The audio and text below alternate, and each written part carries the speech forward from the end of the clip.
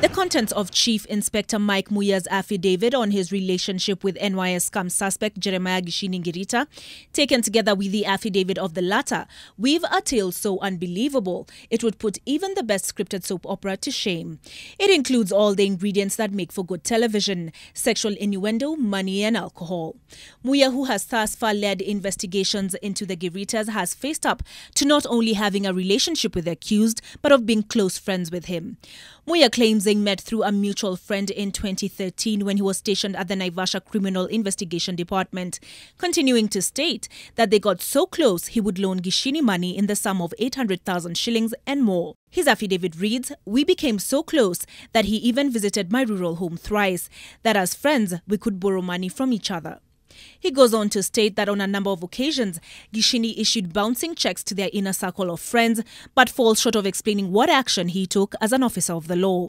While admitting to all this, he denies being partners with Gicini in Jerry Cathy Enterprises or of pursuing the prosecution out of spite over a business disagreement. He also denies making sexual advances on Gicini's sister Anne. "There was no given time that I was alone with Miss Wambere, and I have never made any sexual advances towards her," he continues to state in his affidavit. He goes on to involve DCI George Kinoti in the whole affair, stating that he was made aware of Muia's involvement with Gicini and still he was permitted to stay on the case, the conflict of interest notwithstanding. "I declared to the investigating team that I was heading and also to the Directorate of Criminal Investigations, who told me to proceed." Why Kinoti would choose to gloss over such a glaring irregularity remains unclear.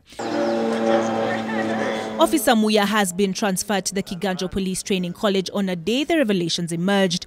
It would appear that the transfer is linked to the new emerging facts. However, senior police officials would have us believe that Muia has been one of several officers identified last year to undertake a course leading to promotion. The timing, though, is suspect.